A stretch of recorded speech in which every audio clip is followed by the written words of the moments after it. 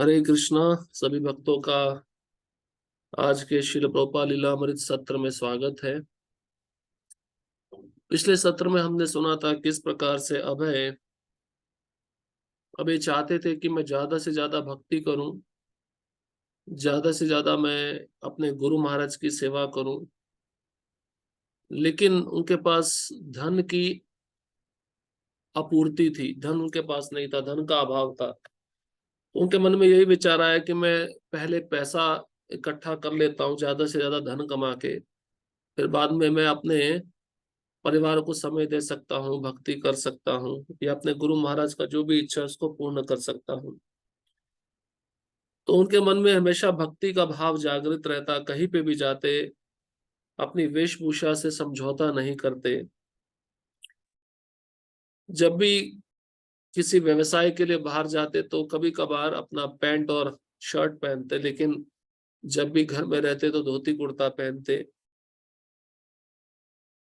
अब उनके गुरु महाराज ने जो कहा था कि भक्ति ही श्रेष्ठ है, भक्ति ही सभी जीवों का रक्षण कर सकती है, भक्ति ही सभी को बचा सकती है, ये भाव उनके मन में पूरी तरह से स्थापित हो चुका था। बाहर से वह व्यवसायी थे, दवाइयां बेचते थे, दवाइयां खरीदते थे, लेकिन ये दवाइयां भी उस मरीज को, उस पेशेंट को काम नहीं कर सकती थी जो भगवान की इच्छा के अनुसार नहीं है, या भगवान की इच्छा पे आश्रित नहीं है।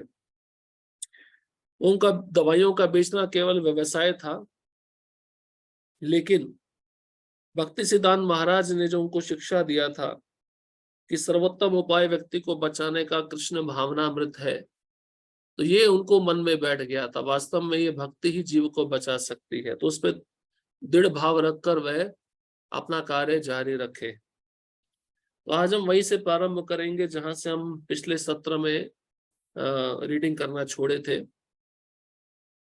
ये पेज नंबर 56 से प्रारंभ हो रहा है, आखिरी पैराग्राफ है, और अध्याय का शीर्षक है एक बहुत अच्छे साधु स्वभाव वाले पुरुष।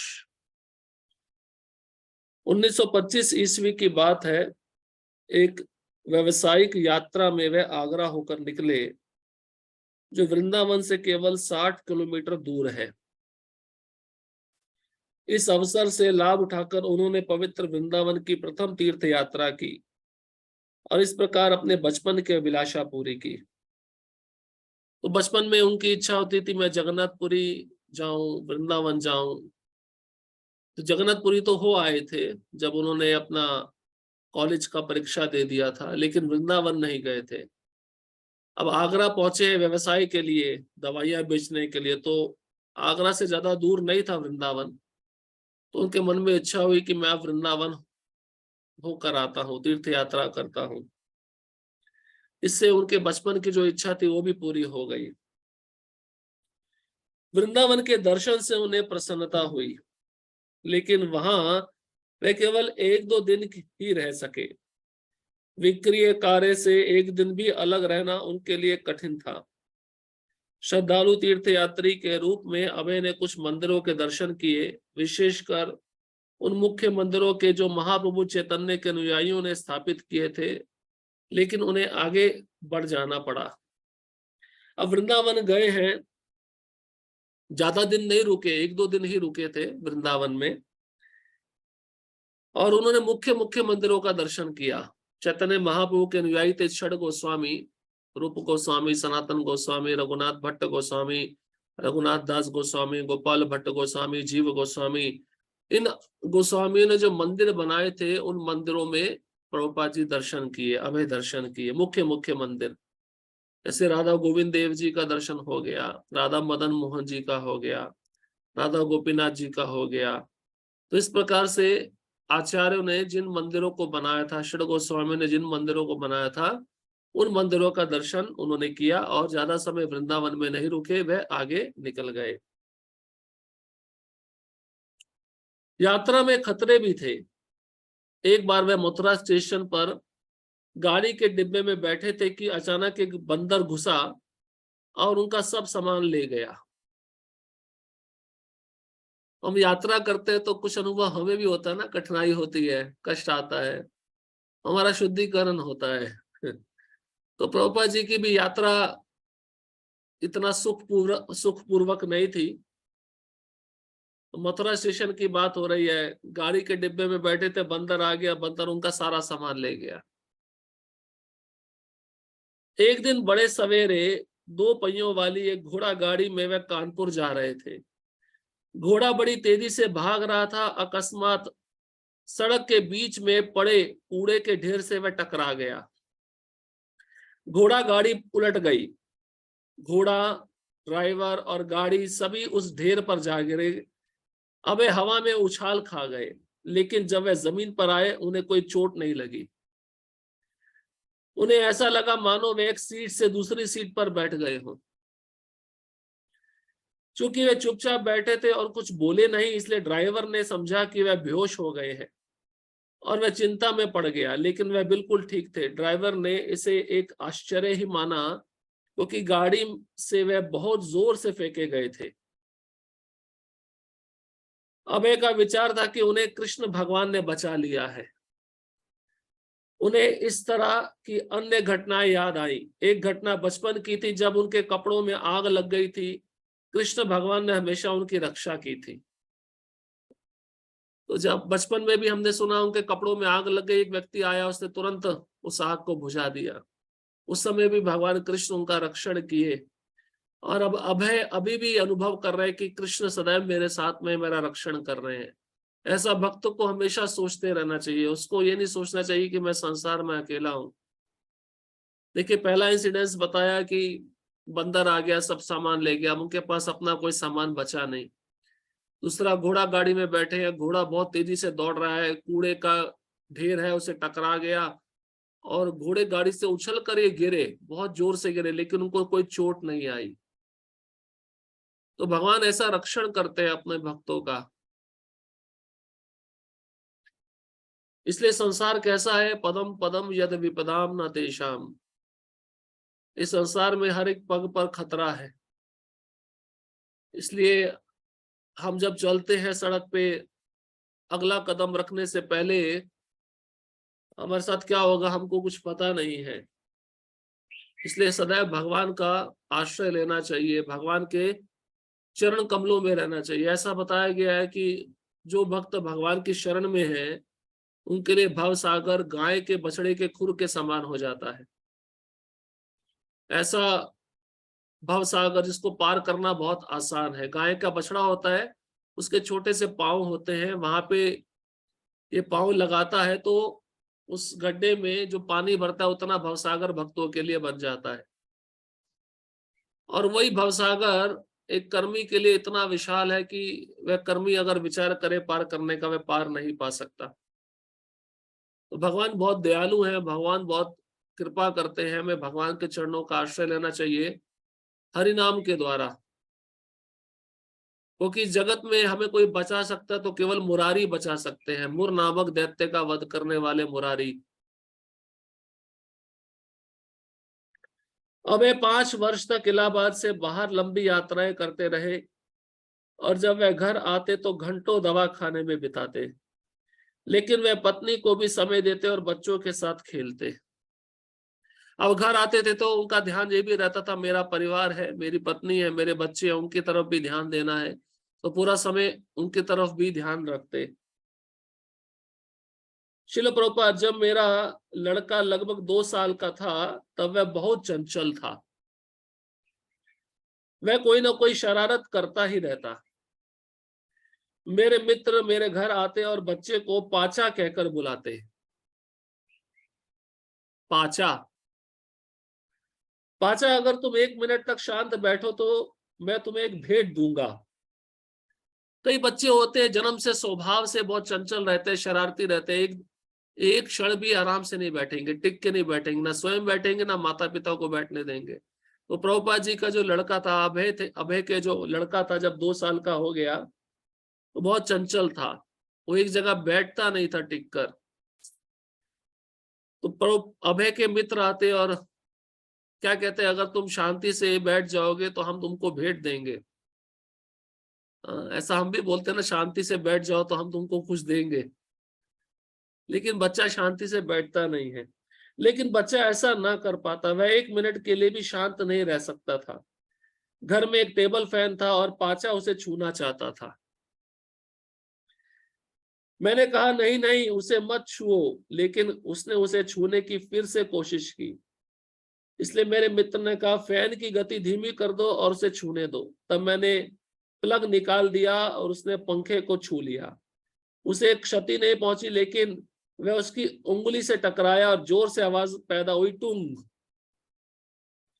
उसके बाद उसने उसे नहीं छुआ। मैं छूने को कहता फिर भी वह ना छूता। अनुभव हो गया ना। तो पहले बोल रहे हैं मत छुओ मत छुओ, लेकिन वो बच्चा नहीं मानता है, चंचल है स्वभाव से। तो उसने छुआ, लेकिन छूने से पहले जो पंखे की गति थी कम कर दी गई थी।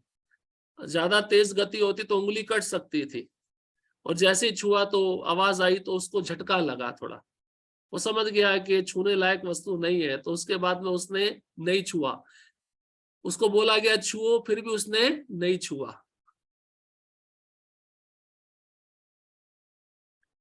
तो व्यक्ति अनुभव करके सीखता है, सुन के नहीं सीखता है। सुनने वाला सीख जाता है तो बहुत बुद्धिमान कहलाता है। अब सुनने से नहीं सीखना तो अनुभव करके सीखो। जैसे कई लोग होते हैं, उनको हम कहते हैं कि विवाह मत करो, विवाह करने में बहुत कष्ट है, लेकिन अब उनको समझ में नहीं आता है। तो वो सोचते हैं कि ये लड्डू ऐसा, इसको चखना चाहिए। ठीक है भाई, चख के देख लो। विवाह हो जाता है, विवाह के बाद में कुछ कठिनाइयां आती है, कुछ परेशानियां आती है, उसके बाद में उनको अनुभव होता है। अब सुन के नहीं सीखा तो अनुभव करके सीख लो। लेकिन कई लोग ऐसे अनुभव करके भी नहीं सीखते। अनुभव होने पे जो कष्ट मिल रहे हैं उनको लगता है यही सब कुछ है, तो उसमें और रमण करते हैं और आनंद लेते हैं।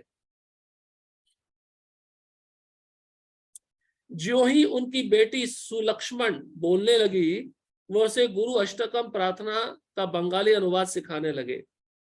उसका आरंभ वह आध्यात्मिक गुरु दया के सागर से आशीर्वचन प्राप्त कर रहे हैं, जैसे बादल जंगल में लगी आग को बुझाने के लिए जल वृष्टि करता है, वैसे आध्यात्मिक गुरु भौतिक जीवन, पुनर्जन्म और मृत्यु की धधकती आग को बुझाते हैं। तो देखिए अभय सिखा रहे हैं। उनके बच्चे छोटे थे, जैसी लड़की ने बोलना शुरू किया, सबसे पहले उसको गुरुवाष्टक सिखाया, मंगल आरती सिखाया। संसार दावा नललीड़ लोका त्राणाय कारुण्य घना घनत्वम प्राप्तस्य कल्याण गुणार्णवस्य वंदे गुरोश्री चरणारविंदम। ये सिखा रहे हैं अभय। छोटे बच्चे को मंगल आरती सिखानी चाहिए, उसका अर्थ समझाना चाहिए। आध्यात्मिक गुरु कैसे हैं? वे आकाश में जो पानी वाला बादल होता है उसके समान है। और हमारा हृदय कैसा है? धधकती हुई अग्नि के समान है, जिसमें विषयों की वासनाओं की अग्नि जल रही है। तो गुरु की कृपा से ही वह अग्नि बुझ सकती है। जैसे बादलों की कृपा से जब बादल से पानी बरसता है, वही पानी उस धधकती हुई आग को बुझा देता है। उसी प्रकार से गुरु के आशीर्वचन, गुरु का शब्द ब्रह्म भी शिष्य के हृदय में जो अग्नि धधक रही है विषय वासना की, उसको खत्म गुरु के कृपा से किया जा सकता है। अनिवार्य यात्राओं को छोड़कर अभय घर पर रहते और अपने परिवार को संतुष्ट रखते। अपने धंधे में वह परिश्रम पूर्वक लगे रहे और वह उन्नति करता गया। जनवरी सन 1927 ईस्वी के कुंभ मेले का अवसर था। गौड़ी मठ के भक्ति प्रदीप तीर्थ महाराज कुछ लोगों के साथ इलाहाबाद आए थे। एक दिन वह सब बिना सूचना के प्रयाग फार्मेसी जा पहुंचे और अभय ने उन सबको अचानक इतने सालों बाद पुनः देखा। ओ, ये वे ही लोग हैं जिन्हें मैं पहले देख चुका हूं। उनके मुंह से निकला, गौड़ी मठ के लोग, हाँ अंदर आइए। तो आपको याद होगा, पहले भी हमने सुना था, भक्ति सिद्धांत महाराज के शिष्य, इनसे प्रभुपाद जी बंगाल में मिले थे जब कलकत्ता में रहते थे। और अब कुंभ मेले का जब अवसर आया सन 1928 में, तो गौड़ी मठ के जितने भक्त थे कुंभ मेला में आकर अपना एक स्टॉल लगाते थे प्रचार के लिए। तो वहां पे इन भक्तों को पता चला एक अभय बाबू है जो हमको प्रचार में मदद कर सकते हैं।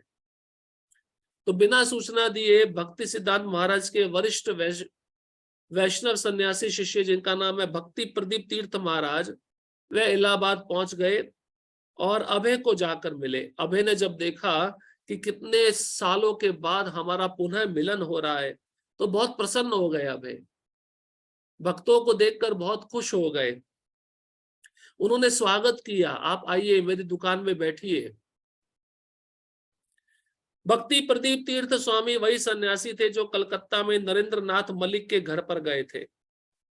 उनका वह आगमन अभय के भक्ति सिद्धांत सरस्वती के पास जाने का कारण बना था। विनम्रता पूर्वक दोनों हाथ जोड़कर वह अभय के सामने खड़े हो गए। वह गेरुए रंग के साधारण खादी वस्त्र पहने थे, सिर मुंडा था, उसके पिछले भाग में शिखा रूप में रोम गुल्लक था, माथे पर वैष्णव तिलक लगा था। तीर्थ महाराज अभय से बोले, हम यहाँ के लिए नए हैं, हम इलाहाबाद में एक मंदिर स्थापित करने जा रहे हैं। हमने आपका नाम सुना है, इसलिए हम आपके पास आए हैं, कृपा करके हमारी सहायता कीजिए। तो स्वाभाविक रूप से कई भक्त जब नई जगह पे जाते हैं उस जगह का उनको ज्ञान नहीं रहता। तो यहाँ पे भक्ति प्रदीप तीर्थ महाराज अभय को कहते हैं, हम यहाँ पे नए हैं लेकिन हम यहाँ पे प्रचार करना चाहते हैं, एक मंदिर बनाना चाहते हैं, आप हमें मदद करिए, जगह दिखाने में मदद करिए, कहाँ कहाँ प्रचार किया जाए, कैसे कैसे लोगों को इस संस्था से जोड़ा जाए और कहाँ पे मंदिर के लिए जमीन ली जाए। आप हमें हर प्रकार से मार्गदर्शन करिए, क्योंकि आप इलाहाबाद में रहते हैं, इलाहाबाद की आपको पूरी जानकारी है। अभय हर्षित हुए, हाँ मैं आपकी सहायता करूंगा। जितना धन वे दे सकते थे उन्होंने दिया और उसके बाद उन्होंने तीर्थ महाराज का परिचय डॉक्टर घोष से कराया। डॉक्टर घोष ने भी धन दिया। तो देखिए, अभय कभी भी भक्ति के लिए कंजूसी नहीं करते थे। उन्होंने अपनी तरफ से जितना धन उन्होंने कमाया था कृष्ण भावनामृत के प्रचार के लिए दे दिया, उस सन्यासी को दे दिया। और उन्होंने उनका परिचय डॉक्टर घोष से भी कराया, जो अभय के पिता के समान थे, उनको नौकरी पे रखे थे। तो डॉक्टर घोष ने भी धन का दान दिया भक्ति प्रदीप तीर्थ महाराज को मंदिर बनाने के लिए। तो सन्यासी का धर्म रहता है भगवान का प्रचार करना, भगवान का मंदिर बनाना, और गृहस्थ का धर्म रहता है दान देना। कृष्ण भावनामृत प्रचार में अपने आय में से 50% दान देना, 50% नहीं तो कम से कम 10% तो धन का कमाया हुआ हिस्सा कृष्ण को अर्पित करना ही चाहिए। अभय ने गौड़ीय मठ के भक्तों को भजन और भाषण के लिए अपने घर पर आमंत्रित किया, हाउस प्रोग्राम। अभय ने सोचा चलो आए इलाहाबाद तो इनको अपने घर में बुलाते हैं, घर में एक प्रोग्राम रखते हैं, इसमें भजन भी हो जाएगा और प्रवचन भी हो जाएगा और साथ ही साथ प्रसाद भी हो जाएगा। उनकी पत्नी को प्रसाद तैयार करना था। आमंत्रण स्वीकार हो गया, लेकिन जब वह लोग अभय के घर पहुंचे तो एक गलतफहमी हो गई। गौर मोहन जो निर्बल थे अपने ऊपर के कमरे में रह रहे थे। गौर मोहन अभय के पिता बहुत बूढ़े हो गए थे, ऊपर वाले कमरे में रह रहे थे। अभय ने पुकारा, कृपया नीचे आ जाइए, गौड़ीय मठ के भक्तों की बैठक है। तो अभय अपने पिता को भी बुला रहे, सत्संग होने वाला है, आइए सत्संग में बैठिए, सत्संग का लाभ उठाइए। गौर मोहन नीचे उतर आए, लेकिन जब उन्होंने साधुओं को देखा तो उन्हें गलतफहमी हो गई कि वे ऐसे ही किसी सदुक्कड़ संप्रदाय के शून्यवादी लोग हैं। तो गौर मोहन को लगा अरे भक्त नहीं है, ये तो किसी अपसंप्रदाय के लोग आ गए हैं। तो ऐसा गलतफहमी गौर मोहन को हो गया। अभय ने जो कुछ कहा था वह उन्हें ठीक से सुनाई नहीं पड़ रहा था। तो उम्र भी ज्यादा हो गई थी, उनको सुनाई भी कम पड़ता था। लेकिन अभय ने बोला, गौड़ीय मठ के सन्यासी हैं, भक्त हैं, सत्संग के लिए आए हैं, आप भी बैठिए। लेकिन ये ठीक से सुन नहीं पाए।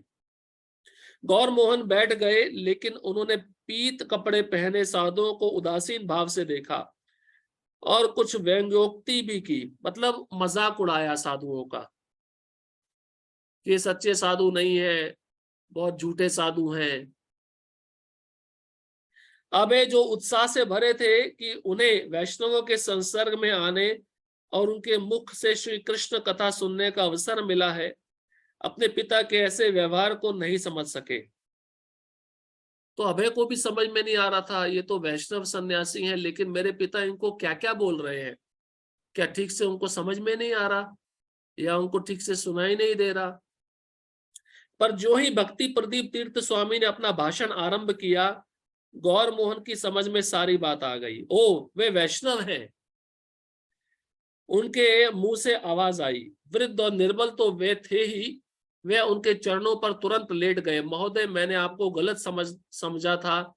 मैंने सोचा आप किसी अन्य संप्रदाय के सन्यासी हैं। मुझे आपके दर्शनों से प्रसन्नता है। तो प्रभुपाद जी भी कहते हैं, जब तक व्यक्ति कुछ बोलता नहीं है तब तक समझ में नहीं आएगा विद्वान है या मूर्ख है। तो जैसे ही सन्यासी थे, इन्होंने बोलना शुरू किया, विद्वत्ता थी, शास्त्र का अध्ययन था, शास्त्र का ज्ञान था। तो जैसे ही इनका प्रवचन गौर मोहन ने सुना, तब उनको समझ में आ गया मुझसे गलती हो गई, ये तो बहुत महान वैष्णव है और मैं इनको किसी अन्य संप्रदाय से संबंधित समझ रहा था। तो उनको अपनी गलती का एहसास हुआ और तुरंत वे सन्यासी के चरणों में गिर पड़े और क्षमा याचना किया। इसलिए हमें शास्त्र के मत अनुसार बोलना चाहिए। प्रभुपाद ने जो ग्रंथ लिखे हैं, हमें उसी में से बोलना चाहिए, अपने मन से कुछ नहीं बोलना चाहिए। जब हम शास्त्र के द्वारा अनुमोदित वाक्य बोलते हैं, तब भगवान प्रसन्न होते हैं और हमारी वाणी भी शुद्ध होती है और सामने जो सुनने वाला है उसका भी कल्याण होता है। इसलिए ऐसी कोई भी बात जो शास्त्र में नहीं दी गई है, हमको नहीं बोलनी चाहिए। शास्त्र के द्वारा प्रस्तुत की गई, शास्त्र के द्वारा स्थापित की गई बात को ही हमें बताना चाहिए। माघ मेला के बाद प्रदीप तीर्थ स्वामी तो चले गए, लेकिन भक्ति सिद्धांत सरस्वती के 5-6 ब्रह्मचारी शिष्य इलाहाबाद में रुककर एक छोटे मठ का संचालन करने लगे। तो जहां पे मंदिर बनाना, तो पहले प्रीचिंग सेंटर खोलना पड़ता है ना। जैसे हमने प्रीचिंग सेंटर खुला हुआ है, वहां पे भगवान के विग्रह हैं, 3-4 भक्त रहते हैं, पूजा अर्चना करते हैं, भगवान को भोग लगाते हैं, श्रृंगार आरती करते हैं, जिससे लोग आते हैं, उनको पता चलता है यहाँ पे एक प्रचार केंद्र है, लोग जुड़ते हैं, इस तरह से अन्य लोगों को पता चलता है, इस तरह से भक्ति का प्रचार होता है। अब मंदिर बनाना है तो उसके लिए पहले भक्तों को इकट्ठा करना पड़ता है, भक्तों को ट्रेन करना पड़ता है। और वो कैसे होगा? जब स्थायी रूप से एक जगह पे 3-4 भक्त रहेंगे। तो भक्ति प्रदीप तीर्थ महाराज तो चले गए, लेकिन गौड़ीय मठ के जो ब्रह्मचारी शिष्य थे भक्ति सिद्धांत महाराज के, वे इलाहाबाद में रुक गए। एक जगह में उन्होंने किराए पे जगह ले ली और वहीं पर रुककर वह भगवान की सेवा उन्होंने शुरू कर दी। वे श्री विग्रह की पूजा करते, संध्या समय कीर्तन और भाषण का कार्यक्रम रखते और स्थानीय लोगों में सक्रियता से प्रचार करते। प्रधान शिष्य अतुलानंद ब्रह्मचारी इलाहाबाद के नागरिकों के घरों पर जाते और उनसे मठ का ग्राहक सदस्य बनने का अनुरोध करते। अब धन इकट्ठा करना है, तो धन इकट्ठा करने के लिए कुछ ना कुछ स्कीम होनी चाहिए ना भाई। एक भक्त से फिक्स कर दिया, आप महीने का इतना आप दान किया करो। तो स्कीम होती है सुदामा सेवक, जैसे हमारी संस्था में क्या है, आजीवन सदस्यता, लाइफ मेंबरशिप। जब कार्ड मिलता है तो उसको पूरे ग्रंथों का सेट दिया जाता है, उससे लक्ष्मी लिया जाता है और उसको संडे के संडे प्रोग्राम में आमंत्रित किया जाता है, जिससे वह प्रवचन सुने, भक्तों का संग करे, प्रसाद ले, जिससे उसकी भक्ति में उन्नति हो। तो इस तरह से भक्ति सिद्धांत महाराज के ब्रह्मचारी जो इलाहाबाद में रहने लगे थे, वो भी घर घर जाकर प्रचार करते, घर घर जाकर हाउस प्रोग्राम करते, वहां के लोगों को गौड़ीय मठ से जुड़ने का उत्साह प्रदान करते।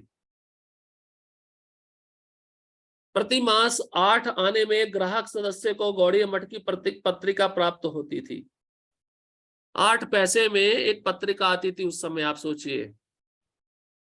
अभी जाऊ देवेचे गावा 50 रुपए में आती है, उस समय 8 पैसे में पत्रिका आती थी। 8 पैसे में पत्रिका देकर उसको संस्था से जोड़ा जाता था, उस ग्राहक को, उस भक्त को, और हर महीने पत्रिका उसके घर में आती थी। घर घर ग्राहक बनाने के अभियान में अतुलानंद ने एक दिन अभय चरण डे के घर का द्वार खटखटाया अभय ने उनका आतिथ्यपूर्ण स्वागत किया और भेंट में कुछ चावल और फल दिए। अबे अतुलानंद नाम का ब्रह्मचारी था, ये अभय के घर पहुंच गए। चलो इनका दरवाजा खटखटाते और इनको भक्त बनाते हैं। जैसे दरवाजा खटखटाया तो अभय ने देखा कि अरे ब्रह्मचारी आया है, साधु आया है, तो उन्होंने चावल और कुछ फल दिए दान में। वैष्णव दर्शन के लिए अभय के कान सदा खुले रहते थे और अतुलानंद के साथ वाद विवाद में उन्हें आनंद आता था। तो अभय भी भक्त थे, अतुलानंद भी भक्त थे, दोनों बैठ जाते, कृष्ण कथा पे चर्चा करते और चर्चा करते करते काफी समय बीत जाता। दोनों में वाद विवाद भी होता, लेकिन आनंद से बना हुआ वाद विवाद था। और अभय हमेशा उनके हृदय में वैष्णव के गुण थे, तो वे वैष्णवों का बहुत सुंदर स्वागत भी करते थे। अतुलानंद नियमितः श्रीमान डे के यहाँ जाते और महाप्रभु चैतन्य तथा भगवत गीता के विषयों पर उनसे वार्तालाप करते।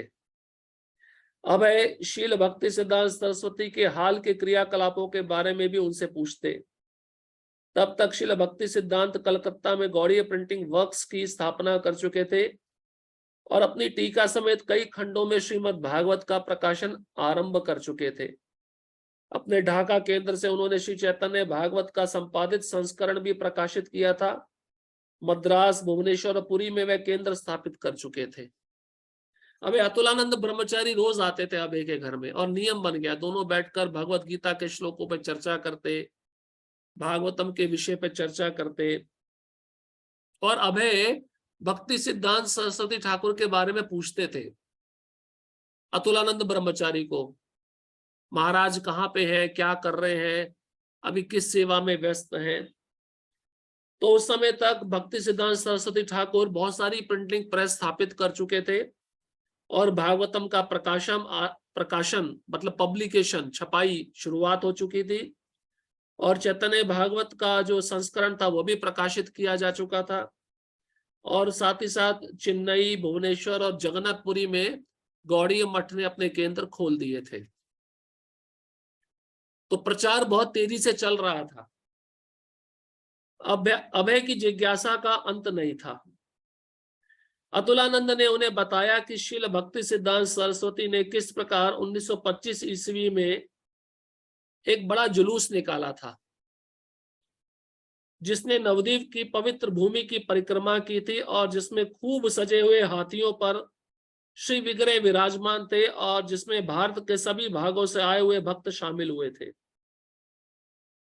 अब क्या चर्चा होने लगी, नवद्वीप मंडल परिक्रमा की। पहली नवद्वीप मंडल परिक्रमा 1925 में हुई और ये जो नवद्वीप मंडल परिक्रमा थी ये भक्ति सिद्धांत महाराज आयोजित किए थे। और इस नवद्वीप मंडल परिक्रमा में बहुत ही खूब सजे धजे हाथी, उनके ऊपर भगवान के विग्रह विराजमान थे और भारत के अन्य भागों से बहुत सारे भक्त इस नवद्वीप मंडल परिक्रमा में भाग लेने के लिए आए थे। अभी तो आप नवद्वीप मंडल परिक्रमा करेंगे, कोई हाथी घोड़ा नहीं मिलेगा, लेकिन उस समय भक्ति सिद्धांत महाराज हाथियों को सजा धजा कर उस पर भगवान के विग्रह स्थापित करके उन हाथियों को भी नवद्वीप मंडल परिक्रमा में लगाते थे। अगर एक दिन भी आप हाथी रखोगे, एक दिन का किराया 10,000 रुपए है अभी, क्योंकि 3 टाइम तो हाथी को इतना खाने को दिया जाता है, उस खाने में उसका इतना सारा खर्चा लगता है। अब समस्या क्या थी, परिक्रमा तो शुरू किया लेकिन उसमें एक विघ्न आता था। सुनिए क्या था विघ्न। ईर्ष्यालु पेशेवर पुरोहितों ने, जो शील भक्ति सिद्धांत द्वारा सभी जातियों से शिष्य स्वीकार किए जाने के विरोधी थे, जुलूस पर ईंटें और पत्थर बरसाने के लिए बदमाश लगा रखे थे। तो भक्ति सिद्धांत महाराज ब्राह्मण दीक्षा देते थे, जनेऊ देते थे। कोई भक्त अगर ब्राह्मण कुल में नहीं जन्मा है तो उसको भी ब्राह्मण दीक्षा दी जाती थी। तो इस बात के खिलाफ थे पेशेवर गोस्वामी, जो पेशेवर ब्राह्मण लोग थे, जो ब्राह्मण कुल में जन्मे थे, उनको ये बात पसंद नहीं थी। इसलिए उनको पता चला नवद्वीप मंडल परिक्रमा भक्ति सिद्धांत महाराज अपने शिष्यों के साथ लेके आ रहे हैं, तो उन्होंने बदमाश गुंडे लगा दिए और उनके हाथों में ईंट और पत्थर दे दिए, जैसे भक्त आएंगे उन पे ईंट और पत्थर मारने का।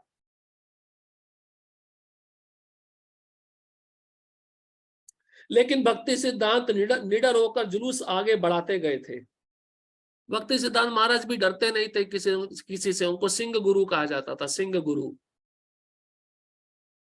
1926 ईस्वी में भगवान चैतन्य के संदेश का प्रचार करने के लिए वह पूरे देश में घूम आए थे।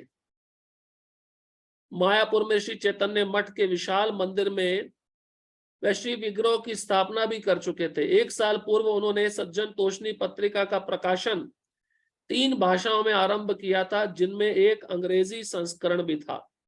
इस भाषा में पत्रिका का नाम हार्मोनिस्ट रखा था।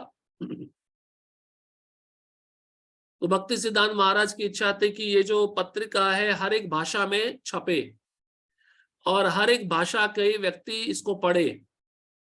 प्रभुपाद जी ने भी देखिए वही किया है। प्रभुपाद जी के जो ग्रंथ है वो 60 से अधिक भाषाओं में उपलब्ध है। तो हर एक देश के भाषा से उपलब्ध होकर वह ग्रंथ जब लोगों के द्वारा पढ़े जाते हैं तो वह भक्त बन जाते हैं। तो जो पत्रिका सज्जन तोषणी हिंदी में थी, वही पत्रिका इंग्लिश में हार्मोनिस्ट कहलाती थी, उसका नाम हार्मोनिस्ट था।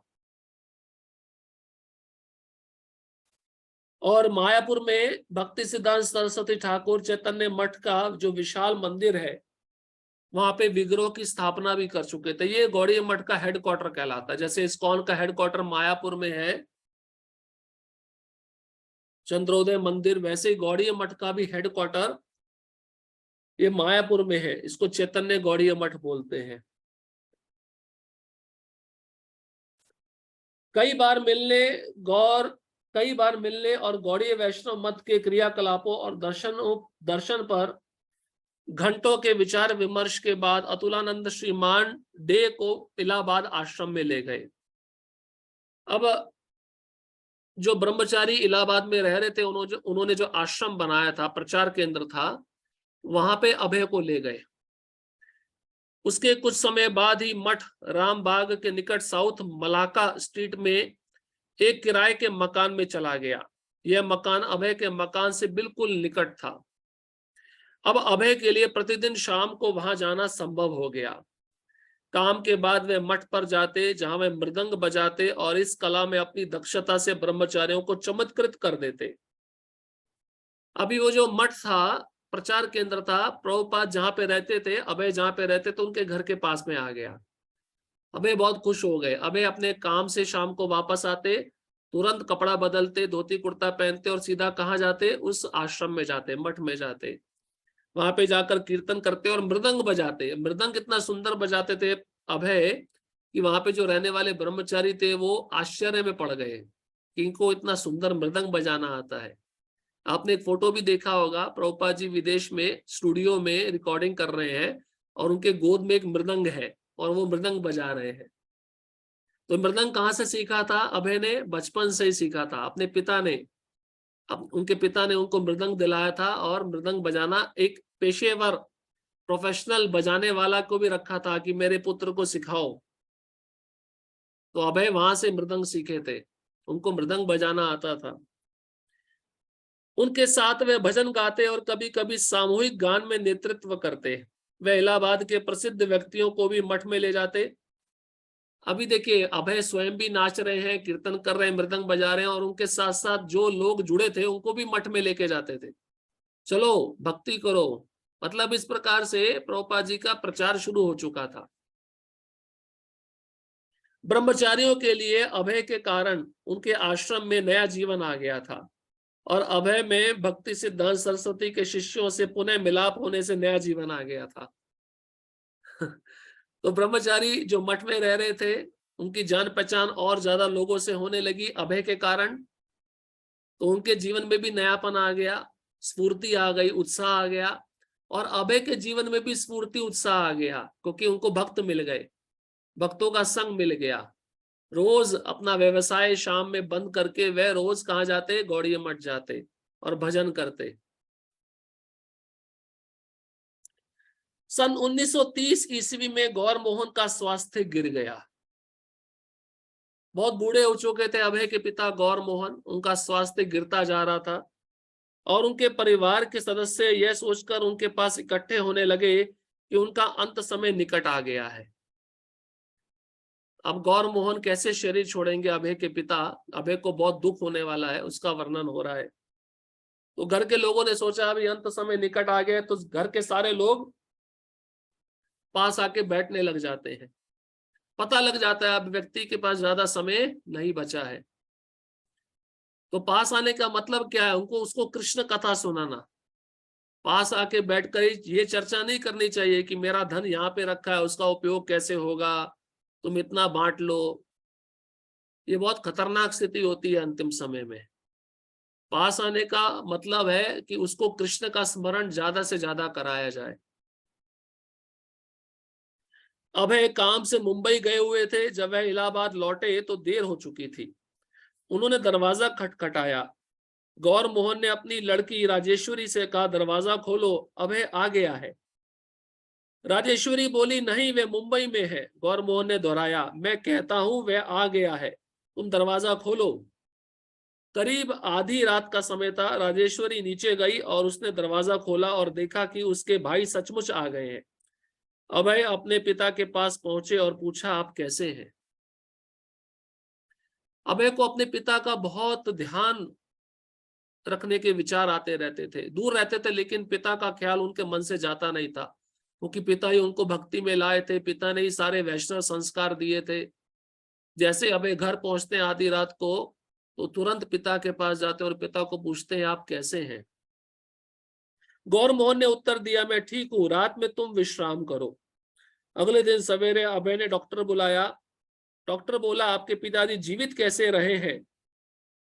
मेरी समझ में नहीं आता, उनकी नाड़ी लगभग बंद हो चुकी है, कई महीनों से वह बिना खाए जी रहे हैं।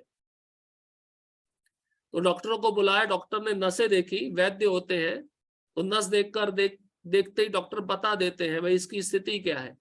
डॉक्टरों ने क्या कहा, ये व्यक्ति जीवित कैसे है? ये तो हम आश्चर्य में पड़े हुए हैं, कुछ खाते भी नहीं है और अभी भी श्वास चल रहा है इनका। उनकी नाड़ी लगभग बंद हो चुकी थी, काम करना बंद हो गया था, लेकिन फिर भी जीवित थे। अभय ने पिता से पूछा, आपकी इच्छा क्या है, मुझे बताइए। ऐसा क्यों पूछ रहे हो? पिता ने उत्तर दिया, क्या डॉक्टर ने तुमसे कुछ कहा है? तो पहले के जमाने में पूछा जाता था आपकी आखिरी इच्छा क्या है। तो अभय पूछना चाहते हैं आपकी इच्छा क्या है। तो उनके पिता को ऐसा लगा डॉक्टर ने तुमको कुछ बोला है क्या कि मैं जाने वाला हूँ, शरीर छोड़ने वाला हूँ? तो अभय बोले, नहीं, ऐसा कुछ बात नहीं है। अभय ने कहा, नहीं, मैं इसलिए पूछ रहा हूँ कि मैं मुंबई में रुका हूँ और आप यहाँ हैं, इसलिए आपकी यदि कोई इच्छा हो, कोई आकांक्षा हो तो मुझे बताइए। मैं यहाँ हूँ, मैं यहाँ आपके लिए हूँ। गौर मोहन ने कहा कि अपनी गायें इलाहाबाद गौड़िया मठ को दे दो। अस्तु, अभय गायें को उसके बछड़े सहित ले गए और उन्हें मठ को दान कर दिया। तो एक इच्छा थी कि घर में गाय है, बछड़ा भी है, दोनों गौड़िया मठ में जो ब्रह्मचारी रहते हैं उनको दान में दे दी जाए। तो अभय ने तुरंत गाय और बछड़ा गौड़िया मठ में जो भक्त रहते हैं उनको दान में दे दिया। देखिए ये इच्छा, कैसी इच्छा अंतिम समय में आ रही है। जो व्यक्ति जीवन पर दान किया है ना, वो अंतिम समय में भी दान ही करेगा। जीवन भर गौर मोहन अपने घर में आए हुए साधुओं को खिलाते थे, उन्होंने कभी मना नहीं किया, उनका आदर सत्कार करते थे। ऐसा व्यक्ति अंतिम समय में भी यही विचार करेगा कि मैं कैसे जाते जाते लोगों का कल्याण करता हुआ जाऊं। तब उन्होंने अपने पिताजी से पूछा, आपकी और कोई अभिलाषा है? चलो, आपने बोला कि गाय और बछड़ा दान दे दो, मैंने दे दिया आपके कहने पर, और कोई इच्छा है तो बताइए, मैं पूरा करने के लिए तैयार हूं। आजकल के बच्चे कैसे हैं, माता पिता शरीर छोड़ रहे होंगे, पूछेंगे भी नहीं क्या इच्छा है, पहले पूछेंगे कितना पैसा है, कहाँ कहाँ प्रॉपर्टी है, बताओ। हाँ, नहीं बताओगे तो खाने में जहर देके मार भी देते हैं। ऐसा कलयुग है। और उनके पिता ने फिर पूछा, क्या डॉक्टर ने तुमसे कुछ कहा है? नहीं नहीं, मैं केवल इसलिए पूछ रहा हूं कि मुझे अपने काम पर जाना है। देखो, अभय को चिंता थी, वो मुंबई में रह रहे थे, उनको पता चला पिता की तबीयत खराब है तो तुरंत दौड़कर वापस आ गए। उन्हें वापस जाना है इसलिए पूछ रहे हैं कि आपकी कोई इच्छा है तो बताइए, मैं उसको पूरा कर देता हूँ। कहीं मैं यहां से गया, आपने शरीर छोड़ दिया और आपकी इच्छा अधूरी रह गई तो मुझे भी समस्या होगी। तब गौर मोहन ने कहा, अब सुनिए, जो सिद्ध पुरुष होता है उसको पता चल जाता है कि मेरा अंतिम समय पास आ गया है, क्या करना चाहिए। तब गौर मोहन ने कहा, इलाहाबाद के सभी गौड़ीय वैष्णवों को और अन्य वैष्णवों को भी आमंत्रित करो, वे शाम को हरिनाम का गान करें और तुम उन्हें अच्छा भोजन कराओ। उन्होंने कहा, सारे भक्तों को बुलाओ, घर में कीर्तन करो, कथा करो और उनको अच्छा प्रसाद खिलाओ भक्तों को, यही मेरी इच्छा है। अभय ने वैसा ही किया और संध्या समय हरिनाम आरंभ हुआ। 11 बजे प्रसाद ग्रहण करके सब चले गए। उसी रात गौर मोहन का देहावसान हो गया। देखिए, भक्तों को बुलाया, कीर्तन किया, सभी प्रसाद लिए, 11 बज गया रात का और सब प्रोग्राम खत्म हुआ और भक्तों के जाने के बाद ही आधे घंटे बाद गौर मोहन ने अपना शरीर छोड़ दिया। भक्तों के सानिध्य में शरीर छोड़ा, कीर्तन सुनते हुए, कथा सुनते हुए, भक्तों को देखते हुए। इससे अच्छा अवसर कैसा क्या क्या मिलेगा किसी को। अभय को अपने पिता की मृत्यु से बड़ा दुख हुआ। सबसे बड़ी क्षति प्रभुपाद जी को यही हुई थी अपने जीवन में कि मेरे जो वेल विशर थे, मेरे पिता थे, हर एक स्थिति में उन्होंने मेरा साथ दिया, मेरे संकट समय में मुझे मार्गदर्शन किया, मुझे अच्छे सिद्धांत बताए, वैष्णव सिद्धांतों में मुझे दृढ़ता पूर्वक लगाए रखा। वो व्यक्ति अब चला गया मेरे जीवन से। अब मुझे कौन बोलेगा, मुझे कौन उपदेश देगा, मेरा सहारा कौन बनेगा। अभय को चिंता होने लगी। पिता ने उन्हें वह सब कुछ दिया था जो वह चाहते थे। विशुद्ध वैष्णव के रूप में उन्हें पाल कर बड़ा किया था और वे सदैव श्री राधा और कृष्ण की पूजा करते रहे थे। यद्यपि अभय बहुत योग्य नवयुवक थे, तथापि अपने सबसे प्रिय संरक्षक और मित्र का अभाव उन्हें बहुत खला। देखिए, पिता ही मित्र है और पिता ही संरक्षक है, रक्षण करने वाला। जैसे बच्चे का रक्षण उसके पिता करते हैं, माता करती है। अभय की माता तो पहले ही जा चुकी थी, अब पिता रहे थे। पिता बहुत प्रेम करते थे अभय अपने पिता से। गौर मोहन ही एक ऐसे व्यक्ति थे जो हमेशा अभय का मार्गदर्शन करते रहे और अति विशिष्ट पुरुष के रूप में उनके साथ व्यवहार करते रहे। जीवन भर अभय के पिता ने अभय को कभी डांटा नहीं था। आपने सुना अभी तक? बचपन में भी अभय कचौड़ी खाना चाहते थे रात में तो माँ बोलती थी नहीं, रात हो गई है, नहीं खाने का। लेकिन स्वयं पिता आकर अपने हाथों से कचौड़ी बनाकर उनको खिलाते थे। ऐसा कभी एक क्षण भी नहीं आया कि गौर मोहन ने अभय को डांटा हो। कितना प्रेम होगा, और वो व्यक्ति चला जाए जीवन से तो उस व्यक्ति के हृदय में कितना आघात पहुंचता है। पिता से रहित होकर अभय अपने को निराश अनुभव करने लगे। अचानक उन्हें वैसा ही आश्रय की आवश्यकता मालूम हुई जैसे बचपन में होती थी, किंतु अब वह बिना पिता के थे। अभय के वे शुभ चिंतक अब संसार से जा चुके थे, जो उन्हें हमेशा अपने ऐसे प्रिय पुत्र की तरह रखते आए थे जिसे हर प्रकार से प्रेम सहित देखभाल की जरूरत थी, जो उन्हें वह हर वस्तु देते रहे जिसे वह चाहते थे, और जो मिलने वाले हर साधु संत से प्रार्थना करते थे कि उनका पुत्र श्रीमती राधा रानी का सच्चा भक्त बने। उनके सर्वोत्तम शुभ चिंतक अब जा चुके थे। तो अभय को बचपन से लेकर अभी तक जो भी वस्तु की आवश्यकता हुई, गौर मोहन वो वस्तु ला के देते थे। और ऐसा व्यक्ति जो उनके लिए उनके घर में जो साधु संत आते हैं उनके लिए प्रार्थना करते थे कि मेरे पुत्र को आशीर्वाद दो कि वे राधा रानी का सच्चा भक्त बने, ऐसा प्रार्थना करने वाला पिता भी अब जा चुका है। अब मेरे लिए प्रार्थना कौन करेगा? अब मेरे को जिस वस्तु की आवश्यकता होगी वह वस्तु मुझे कौन लाके देगा?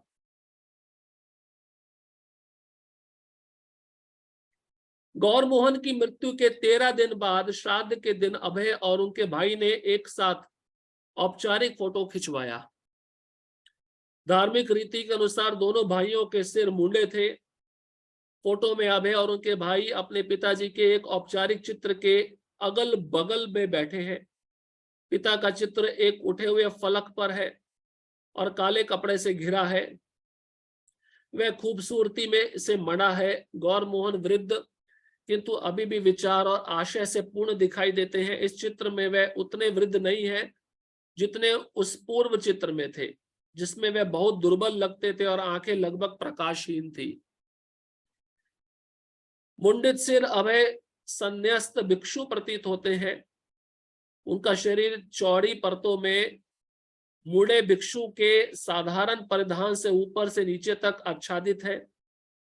वह उस चित्र से बिल्कुल भिन्न प्रतीत होते हैं जो उसी स्थान पर उसी मोटे कालीन के ऊपर सालों पहले खींचा गया था। वह उनके स्त्री बच्चों के साथ का चित्र है। उसमें वह एकदम युवा ग्रस्त लगते थे, जिसके ऊपर परिवार की सारी जिम्मेदारियां थी और जिसकी भंगिमा बताती है कि वह जानते हैं कि उन्हें संसार में कैसे रहना है और कैसे स्फूर्तिमय ढंग से आचरण करना है। लेकिन इस चित्र में, जिसमें यद्यपि बच्चे भी हैं जो जमीन पर उपेक्षित बैठे हैं, अभय का बायां हाथ अपने घुटने पर है, अच्छी तरह रखा हुआ, किंतु विश्राम की हालत में, जबकि पहले चित्र में उनका बायां हाथ उनके चंचल पुत्र को पकड़े हुए है। अभय की पत्नी मौजूद नहीं है। तो पहले भी एक चित्र की हमने चर्चा की थी जो पूरे परिवार के साथ खिंचवाया गया था, और अभी एक चित्र खिंचवाया गया जब उनके पिता का देहावसान हुआ। तो दोनों चित्रों की तुलना की गई है। इस चित्र में अभय विस्मयोत्पादक लगते हैं। कोई नहीं कह सकता कि सामान्यतः वह सिर पर बाल और मूछ रखते हैं, जिसे उन्होंने पिता के देहावसान के शोकपूर्ण अवसर पर अभी मुंडा दिया है। प्रत्युत यह उनका स्वाभाविक रूप लगता है। उनके आसपास एक रहस्यमय आध्यात्मिक आभा है, जैसा कि एक साधनारत तपस्वी से अपेक्षा की जाती है।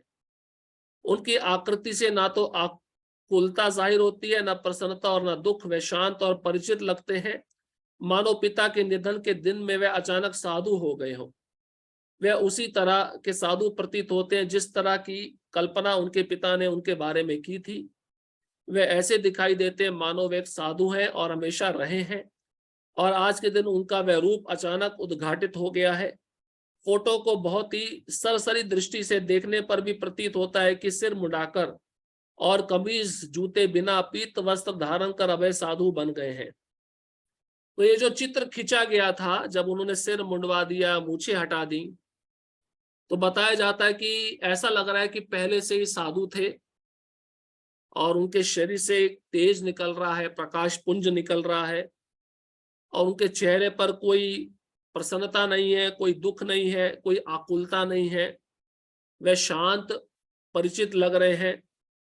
पिता के निधन होने के बाद भी वे साधु ही दिख रहे हैं, उससे पहले भी वे साधु ही थे। तो एक प्रकार से उनका ये पूर्ण दृष्टि विकसित हो रहा है कि वे साधु ही है, और साधु जैसा स्वभाव है उस चित्र में भी प्रकट कर रहे हैं अभय।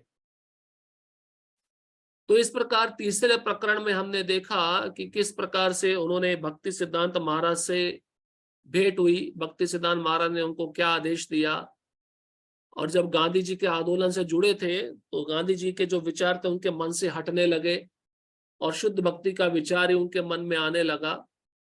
और फिर उनके बच्चे हुए गृहस्थ आश्रम में, उनकी तरफ भी उनका जिम्मेदारी था, लेकिन साथ ही साथ वे प्रचार भी करना चाहते थे। तो उनकी इच्छा थी कि ज्यादा से ज्यादा धन कमाकर अपने परिवार के लिए रख दूं और उसके बाद में मैं प्रचार करूं, अपने गुरु महाराज की इच्छा को पूर्ण करूं।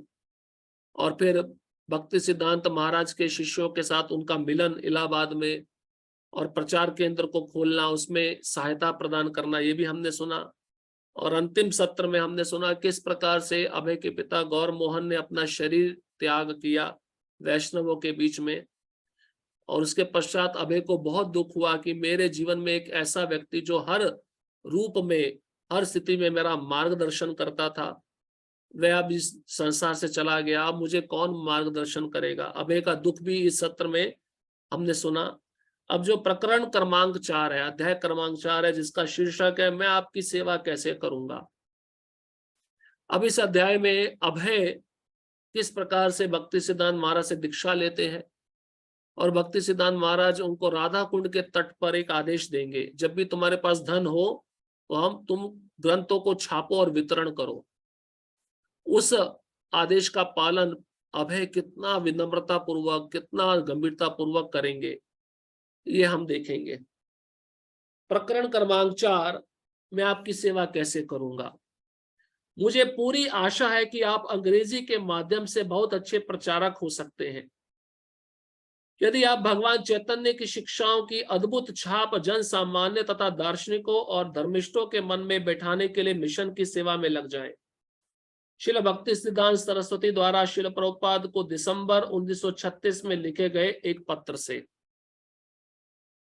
सन 1932 ईस्वी के अक्टूबर मास में भक्ति सिद्धांत सरस्वती सैकड़ों शिष्यों और तीर्थ यात्रियों का एक दल लेकर वृंदावन के पवित्र स्थानों के एक मास की परिक्रमा पर निकले।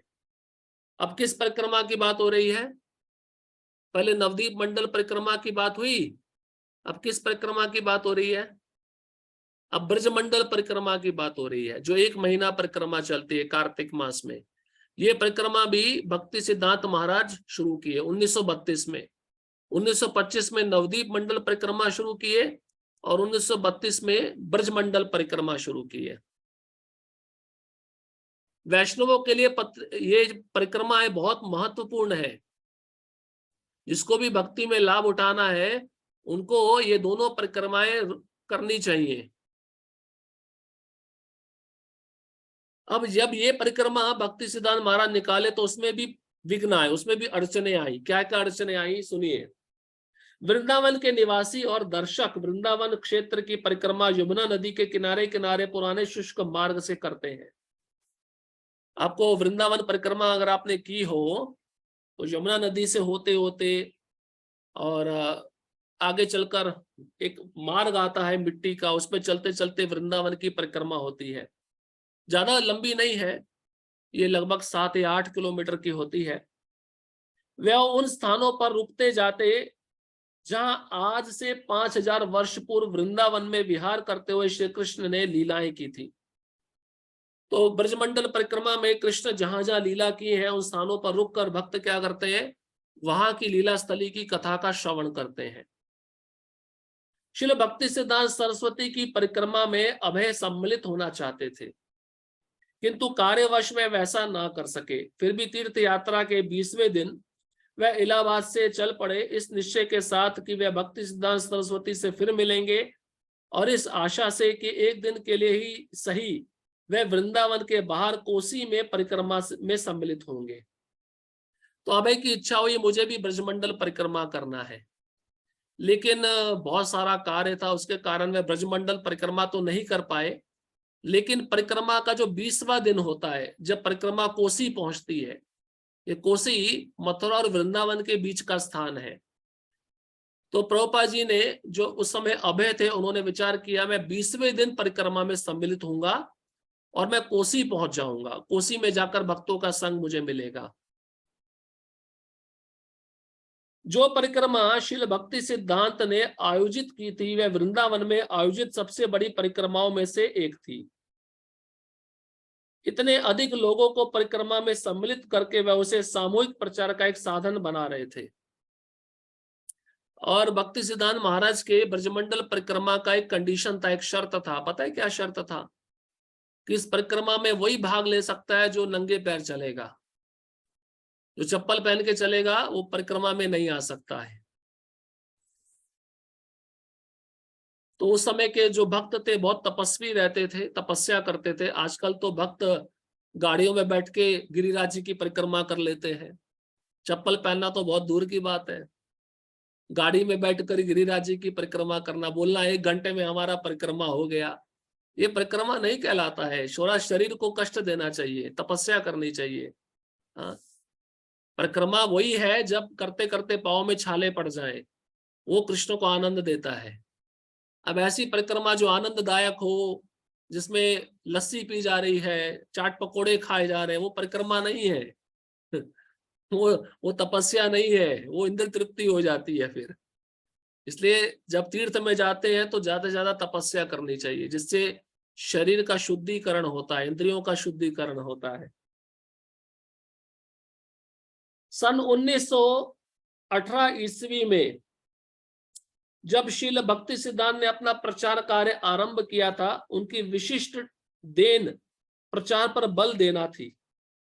उनके आगमन के पूर्व वैष्णव सामान्यतः बस्तियों से दूर रहते और पूजा अर्चना वृंदावन जैसे एकांत स्थलों में करते। तो देखो प्रचार कैसे बदल गया उसके बारे में भी बताया जा रहा है। भक्ति सिद्धांत महाराज जब प्रचार शुरू नहीं किए थे, उससे पहले भक्त अपने अपने घरों में रहते थे, पूजा अर्चना करते थे, कोई साथ में बैठ के कीर्तन नहीं करता था, कोई तीर्थ यात्रा नहीं करता था। लेकिन 1918 में जब भक्ति सिद्धांत महाराज ने प्रचार शुरू किया परिक्रमा के द्वारा, तो सारे भक्त इकट्ठे होने लगे।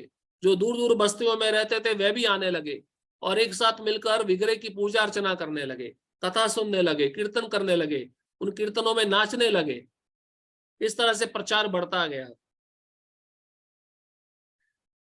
जब वे प्रचार के लिए यात्रा करते तो भी वे दीनहीन भिक्षुकों का सरल तरीका अपनाते।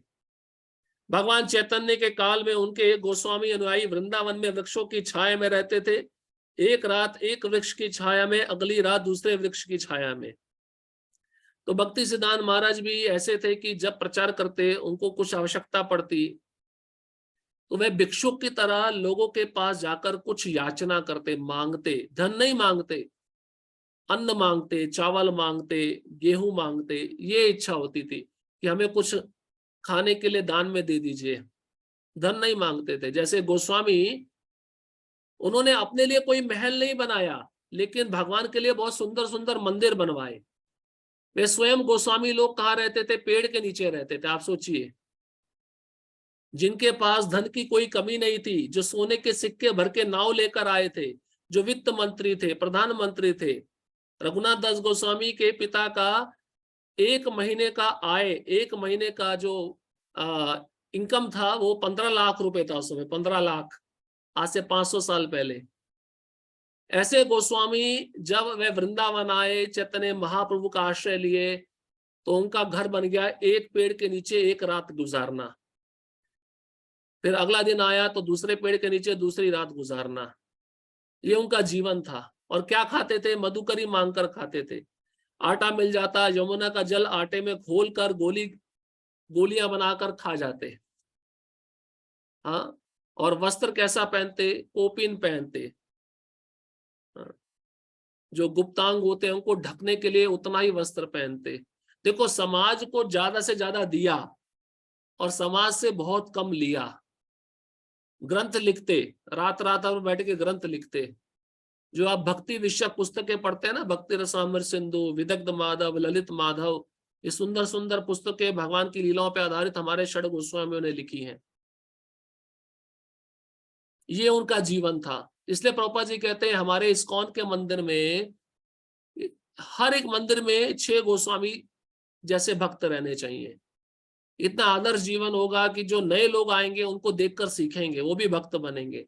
अब मंदिर में रहने वाले भक्त ही भोगी बन जाएं, इंद्रिय तृप्ति करें, भगवान के लिए जो सुख साधन मिल रहा है उसको अपने जीवन में उतारें, लगाएं, इससे ये प्रचार नहीं होगा। उनके इससे अहंकार बढ़ेगा और उस भक्त की जो भक्ति है उसका नाश हो जाएगा। इसलिए जो साधन मिलते हैं ना मंदिर में, वो भगवान की सेवा के लिए, हमारी सेवा के लिए नहीं है। ये हमें सोचना चाहिए। श्रील भक्ति सिद्धांत सरस्वती का उद्देश्य विश्वव्यापी प्रचार था। वे जानते थे कि गोस्वामियों का त्याग पाश्चात्यों के लिए संभव नहीं था। अब सुनिए, एक और सिद्धांत सुनिए, बहुत सुंदर है, इस पे थोड़ा चर्चा करेंगे। अब भक्ति सिद्धांत महाराज जानते थे भैया, जो विदेशी लोग हैं हमारे जैसा तपस्या नहीं कर सकते, गोस्वामियों जैसा तपस्या नहीं कर सकते। अब विदेशी लोगों को बोलो एक पेड़ के नीचे रह जाएगा विदेशी भक्त? उसे तो एसी चाहिए, हाँ, उसे तो अच्छा कमरा चाहिए, उसे पिज्जा चाहिए, उसे बर्गर चाहिए, उसे चाउमीन चाहिए। हमारे गोस्वामी ये थोड़ी ना खाते थे। लेकिन भक्ति सिद्धांत महाराज जानते थे ये विदेशियों को प्रचार करना है तो ये गोस्वामियों जैसा जीवन व्यतीत नहीं कर सकते हैं। इसलिए उन्होंने ये धारणा आरंभ की कि भक्त विशाल मंदिर में भी रह सकते हैं। तो सुंदर सुंदर बड़े बड़े मंदिर बनाने का, उसमें भक्त रहेंगे। कारण, क्योंकि ये सुंदर मंदिर देख के अरे बाहर के लोग आएंगे ना भाई। बाहर से घर सुंदर दिखता है तभी तो व्यक्ति को लगता है कितना सुंदर घर है, अंदर जाके देखते हैं और कैसा अच्छा बना हुआ होगा।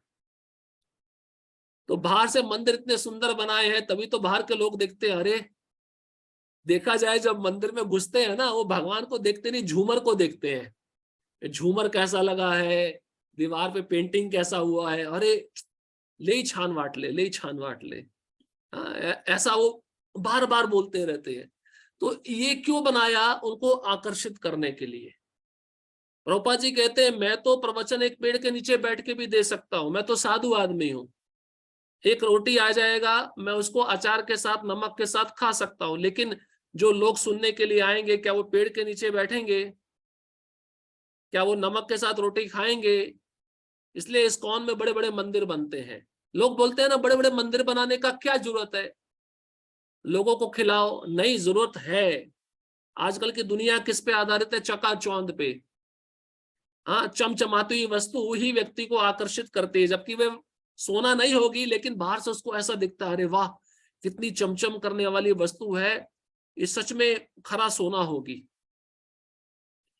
जैसे ही वो बाहर के मंदिरों को देखता है इस्कॉन के, तो इतना प्रभावशाली हो जाता है। फिर अंदर जाके उसको बिठाया जाता है, हाँ, उसको फिर अच्छा प्रसाद खिलाया जाता है, हाँ, उससे मीठी मीठी बात की जाती है। ये फंसाने के लिए दाने डाले जाते हैं, आप ऐसा समझ लो। व्यक्ति एक बार जब अब शिकारी है, शिकारी को किसी शिकार को पकड़ना तो पहले दाना डालना पड़ता है ना। बिना दाना डाले शिकारी शिकार आएगा क्या? कबूतर आएगा? नहीं आएगा।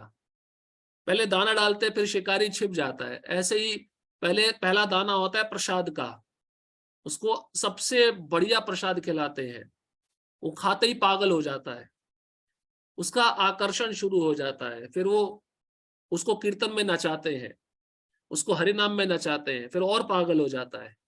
फिर भगवान का दर्शन करता है तो और पागल हो जाता है। ऐसे करते करते एक ही दिन में उसका इतना आसक्ति बढ़ जाता है, फिर जब घर में जाता है वही चिंतन करता रहता है, प्रसाद कैसा था, दर्शन कैसा था, कीर्तन कैसा था, अब मुझे अगले दिन फिर जाना चाहिए। शुरू हो गया ना, खाली दाना डालना था, दाना डालने से अब वो आना शुरू कर देगा। हमको फंसाने का जरूरत नहीं पड़ता है। तो प्रभुपाद जी ने यही दाना डाला, और ये दाना बहुत अच्छा है। माया के दाने से बचना हो तो ये दाना स्वीकार करना चाहिए, कृष्ण का दिया हुआ दाना जो प्रसाद है उसको स्वीकार करना चाहिए। इसलिए भक्ति सिद्धांत महाराज ने विचार किया कि अब इन लोगों को आकर्षित करना है तो बड़े बड़े विशाल मंदिर बनाने होंगे, जिससे लोग आकर्षित हो, उसमें आके बैठे, सुने, कीर्तन में भाग ले, प्रसाद ग्रहण करे, पुस्तक पढ़े और भक्त बने। ये उद्देश्य है।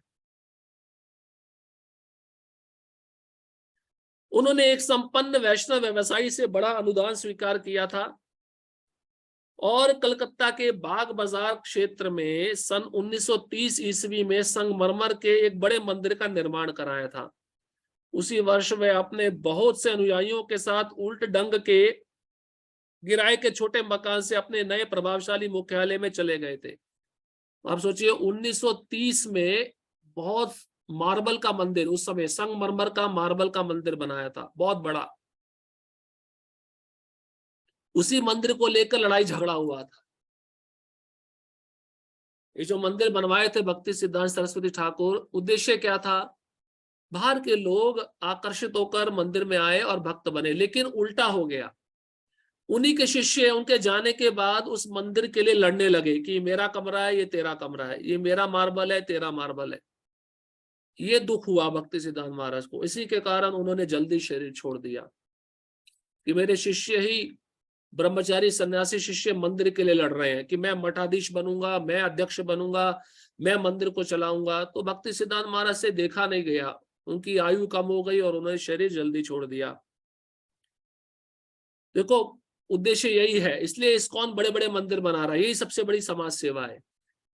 अब मायापुर में सबसे बड़ा मंदिर बन रहा है, दुनिया का सबसे बड़ा मंदिर है वो। जो अभी राम मंदिर अयोध्या में बन रहा है, उससे भी बड़ा मंदिर इस्कॉन का मायापुर में है, जो अगले साल बनकर तैयार हो जाएगा। लगभग 1000 करोड़ का मंदिर है वो।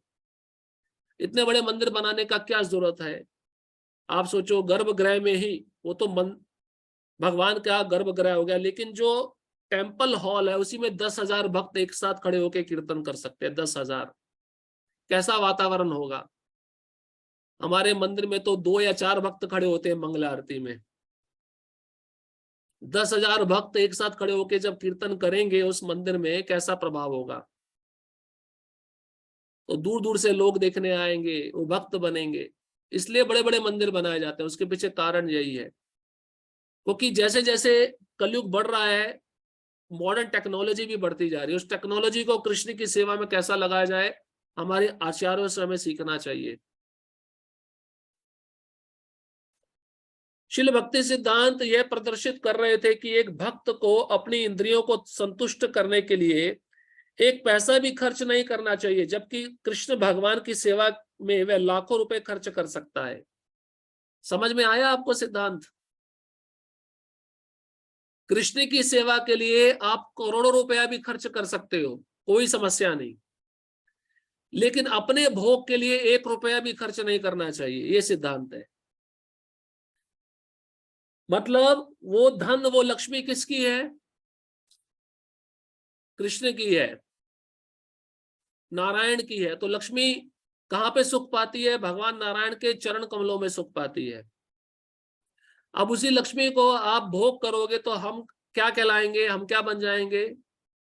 हम रावण बन जाएंगे, रावण। जैसे रावण सीता का भोग करना चाहता था बिना राम के। दिवाली वाले दिन हम यही करते हैं ना। दिवाली वाले दिन हम क्या रखते हैं? लक्ष्मी पूजन। लक्ष्मी नारायण का पूजन नहीं रखेंगे, खाली लक्ष्मी पूजन रखेंगे। दिवाली वाले दिन हम रावण बन जाते हैं और खाली लक्ष्मी का पूजा करते हैं, मेरे घर में लक्ष्मी आए। नारायण को पूछते भी नहीं है। अरे लक्ष्मी कहाँ रहती है? जहां नारायण रहते हैं। आप लक्ष्मी को नारायण से अलग नहीं रख सकते हो। इसलिए आपको अगर कहीं ऐसा दिखता है खाली लक्ष्मी की पूजा हो रही है, तो उस व्यक्ति को समझाओ, भाई लक्ष्मी वहीं पे रहेगी जहां पे उसके पति की पूजा होती है। पति की पूजा होती है तो पत्नी खुश होती नहीं होती है? तो लक्ष्मी कितनी खुश हो जाएगी, मेरे पति की पूजा हो रही है। और लक्ष्मी सोचे खाली मेरी पूजा कर रहा है, इसका मतलब मेरा भोग करना चाहता है। तो हमारे लिए अगर 1 रुपया भी खर्च करना हो, व्यक्तिगत कह रहा हूं, तो वो इंद्र तृप्ति है, वो नहीं मत करो। और कृष्ण के लिए अगर 1 करोड़ रुपया भी खर्च करना हो तो कर दो, वो सेवा है। ये सिद्धांत आप समझ गए ना, तो आप कभी इंद्र तृप्ति नहीं करोगे, आपके मन में कभी भोग का विचार नहीं आएगा। जैसे उदाहरण के रूप में, अब मुझे प्रचार के लिए जाना है, सब वाहन उपलब्ध है, लेकिन मैं अगर पर्सनल सोचूं, व्यक्तिगत रूप में सोचूं, मैं तो प्रेसिडेंट हूं, मुझे तो गाड़ी से ही जाना है, गाड़ी में मुझे अच्छा लगता है, एसी वाली गाड़ी चाहिए, मेरे साथ में 2-3 भक्त भी होने चाहिए, साथ में प्रसाद भी होना चाहिए, भोग कहलाएगा।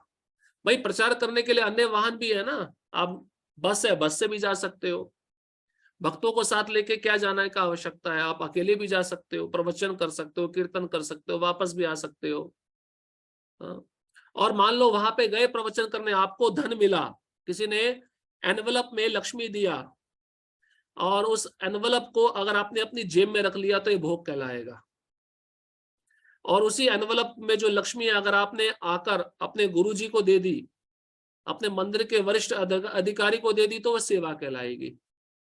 इससे आपके मन में भोग की इच्छा कभी जागृत नहीं होगी। जबकि शिल भक्ति सिद्धांत के पूर्व वैष्णव अंग्रेजों द्वारा लाए गए यांत्रिक उपकरणों से कोई सरोकार नहीं रखते थे, किंतु शिल भक्ति सिद्धांत शास्त्र ग्रंथों के आधार पर अधिक ऊंचे स्तर की चेतना का प्रदर्शन कर रहे थे। तो अंग्रेज लोग जो होते हैं ना, उनको दाल चपाती राइस सब्जी अच्छा नहीं लगता है, इसलिए उनके लिए रेस्टोरेंट खोला गया है। ये रेस्टोरेंट हमारे लिए नहीं खोला गया, गोविंदास रेस्टोरेंट जो हम बात करते हैं ना, ये अंग्रेजों के लिए खोला गया है कि ये लोग वहां पे आए और जो भी इनको खाना है खाएं, लेकिन भक्ति में लगे रहे। और बाहर के जो लोग हैं, जिनको बाहर के खाने का आदत है, उनके लिए भी ये रेस्टोरेंट है, गोविंदास रेस्टोरेंट, उसमें आए। भाई बाहर होटल में खाने से अच्छा है मंदिर के रेस्टोरेंट में आके खा लो तो ज्यादा अच्छा है ना। वो रेस्टोरेंट में खाने आएगा तो सोचेगा चलो दर्शन भी कराते हैं। अब मंदिर में दर्शन करने जाएगा तो इधर उधर देखेगा, उसको ग्रंथ दिखेंगे, ग्रंथ के स्टॉल पे जाएगा तो एक पुस्तक उठा लेगा प्रभुपाद जी का, उसको पढ़ने लगेगा। इससे सुकृति बढ़ रही है ना, तो उस रेस्टोरेंट में जाना अच्छा है, बाहर के होटल में जाने से अच्छा हो। तो मंदिर के रेस्टोरेंट में जाओ, वहां पे खा लो, अच्छा है, लेकिन बाहर के होटल में मत जाओ। भगवान चैतन्य के महान शिष्य रूप गोस्वामी ने लिखा था, भौतिक बंधनों से पूर्णतः मुक्त होने का तात्पर्य यह नहीं है कि हर भौतिक बंधन का त्याग कर दिया जाए, वरन उसका तात्पर्य यह है कि हर वस्तु श्री भगवान कृष्ण की सेवा में नियोजित की जाए। योग में इसे ही पूर्ण त्याग समझा जाता है। यदि हर वस्तु भगवान की ऊर्जा है तो किसी वस्तु का त्याग क्यों? इसको कहते हैं युक्त वैराग्य। इस प्रिंसिपल को, इस सिद्धांत को कहते हैं युक्त वैराग्य। हर वस्तु कृष्ण की सेवा में लगाना। तो यहाँ पे बताते हैं कि भगवान दिव्य है तो उनकी शक्ति भी दिव्य है ना, उस शक्ति को भगवान की सेवा में लगाना चाहिए। अगर आपने उस वस्तु को भगवान की सेवा में लगा दिया तो उस वस्तु के प्रति आप आकर्षित नहीं होंगे और वह वस्तु भी दिव्य बन जाएगी। इसलिए कृष्ण की सेवा में हर एक वस्तु को नियोजित करना चाहिए। जैसे ये प्रभुपाद जी अब जब अमेरिका गए, आगे हम पढ़ेंगे, सुंदर विदेशी महिलाएं, 16 साल की नवयुवतियां, प्रभुपाद जी ने उन सबको कृष्ण की सेवा में लगाया। प्रभुपाद जी उन सबको अपने पुत्रियों के समान मानते थे, उन सबको कृष्ण की सेवा में लगाया। उनको साड़ी पहनाना सिखाया, उनको कपड़े पहनाना सिखाया। आप सोचिए प्रभुपाद जी ने यहां तक किया है। तो इसको कहते हैं युक्त वैराग्य। जैसे हम बोलते हैं ना धनम ना जन्म ना सुंदरिम, हमारे आचार्य कहते हैं हाँ जन्म हाँ जन्म हाँ धनम हाँ सुंदरिम। मतलब मुझे ज्यादा से ज्यादा जन्म दो कि मैं ज्यादा से ज्यादा सेवा कर सकूं, मैं ज्यादा से ज्यादा अनुयायी दो जिनको मैं आपकी सेवा में लगा सकूं, मुझे ज्यादा से ज्यादा धन दो जिससे मैं ज्यादा से ज्यादा मंदिर बना सकूं, मुझे ज्यादा से ज्यादा सुंदरियां दो जिनको मैं सेवा में लगा सकूं। ये हमारे आचार्यों का फॉर्मूला है। इसको समझना बहुत कठिन है, जो उच्चतम भक्त है वही समझ सकता है। हाँ धनम हाँ जन्म हाँ सुंदरिम, क्योंकि वो शुद्ध भक्त उन सब चीजों से कभी आसक्त तो होता ही नहीं है, वो सारी वस्तुएं कृष्ण की सेवा में लगा रहा है। ऐसे प्रभुपाद जी इसके जीते जागते उदाहरण है। आप सोचिए प्रभुपाद जी ने कितने मंदिर बनाए, कितने सुंदर सुंदर मंदिर बनाए। आपने तो केवल भारत के मंदिर देखे हैं, विदेश में वेस्ट वर्जीनिया में सोने का मंदिर है जो भक्तों ने बनाया अपने हाथों से, गोल्ड का मंदिर है पूरा। और प्रभुपाद जी उसमें मात्र साल में 3 दिन रहते थे, 3 दिन। राजा अपने महल में 3 दिन रह रहा है और 3 दिन के बाद उस महल को छोड़ के आगे जाना है। प्रभुपाद जी ने युक्त वैराग्य सिखाया है। इतना ऐश्वर्यशाली जीवन था प्रभुपाद जी का, कभी भी उन्होंने तपस्या नहीं छोड़ी। एक स्थान पे 3 दिन से अधिक वे रहे नहीं, प्रचार प्रचार घूमते रहे। क्यों घूमते रहे? प्रभुपाद जी बोलते हैं मुझे श्राप मिला है। श्राप? कौन सा श्राप मिला है? मेरे शिष्यों के माता पिता ने मुझे श्राप दिया। जैसे दक्ष ने नारद मुनि को श्राप दिया था कि ये एक स्थान पे ज्यादा समय टिक नहीं पाएगा, इसने मेरे सारे बच्चों को भक्त बना दिया, वैसे ही मैं तुमको श्राप देता हूं। प्रभुपाद जी कह रहे हैं अपने अनुयायियों के माता पिता के बारे में, कहते हैं इनके माता पिता ने मुझे श्राप दिया है कि इनके बच्चों को मैंने भक्त बना दिया, इनका घर छुड़वा दिया। मेरा श्राप है कि ये साधु भी एक जगह पे ज्यादा समय नहीं टिकेगा, ये चलता रहेगा। और साधु के लिए श्राप नहीं, वरदान है। कैसे वरदान है? उसको ज्यादा से ज्यादा लोग मिलेंगे, ज्यादा से ज्यादा वो प्रचार करेगा, ज्यादा से ज्यादा वो भक्त बनाएगा। तो नारद मुनि बहुत खुश हो जाते हैं।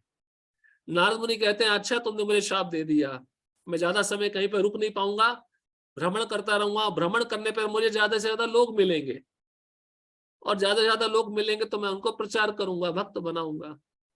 साधु का दिव्य दृष्टि होता है, श्राप में भी वो वरदान देखता है। आप सोचो,